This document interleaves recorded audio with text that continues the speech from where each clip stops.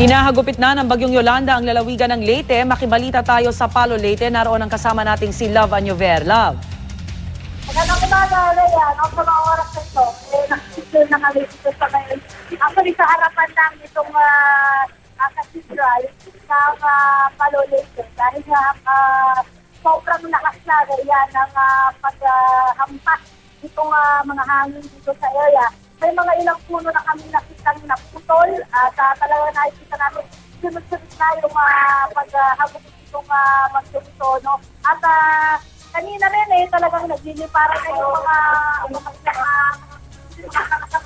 kaya kailangan namin mag-picture nga, lalo na yung sakasya na ginagamit namin dahil medyo sumasayaw-sayaw na siya sa sobrang lakas ng hangin.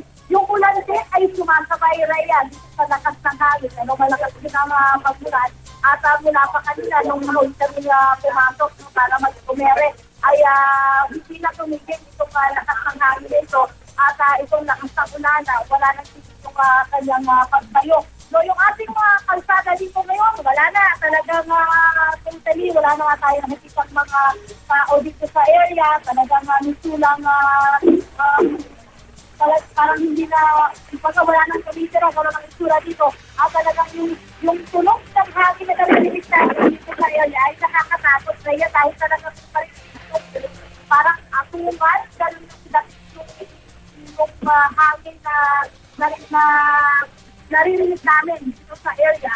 Kaya naman, yun nga, ang maganda lang dito, Rhea, nakapaganda talaga itong mga taga-Palo, dito sa pagdating ni Yolanda. Dahil lahat ng mga dapat isipin, ang mga kababayan natin sa mga coastal area, ay naisipin na at talagang nasa safe na lugar na at hindi na mamumroblema. Ang tabayanan pa namin kung ano pa yung mga mangyayari dito, no? Pipilitin po namin maka-ere, no? Para makita nyo pa yung ibang sitwasyon, para makita nyo yung video na isinikwento ko sa inyo dahil talagang napakalakas itong bagyong ito. Kaya mo lang update tayo, balik sa'yo, Rhea. Alright, Love.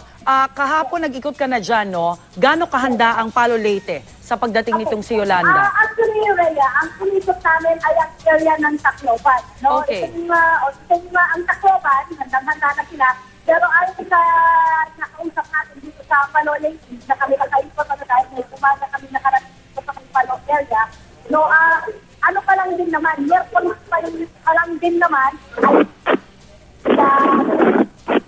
ay mga dapat nagmigas sa mga kababayan natin para nga sa pagdating ni Yolanda. Kaya parang ngayong araw na to, no, dahil dito na nga si Yolanda, wala nang kakabakaba na walang problema, lalo din sa mga kababayan natin na nakatira sa coastal area.